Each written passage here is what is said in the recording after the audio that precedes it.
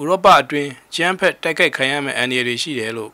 အမေရိကန်ဆိုရကသတိပေးထားပေမဲ့ကမ္ဘာလက်ခီးသည်တွေကတော့ပြင်သစ်နိုင်ငံမှာဆက်လက်လဲပတ်နေကြဆဲဖြစ်ပါတယ်။အမေရိကန်နိုင်ငံသားတွေပေါ်ထုတ်ပြန်ထားတဲ့သတိပေးချက်မှာယူရိုပြိုင်ပွဲနဲ့တိုးဒီဖရန့်စပိန်စီပြိုင်ပွဲတွေကျင်းပမယ့်ပြင်သစ်နိုင်ငံကိုလည်း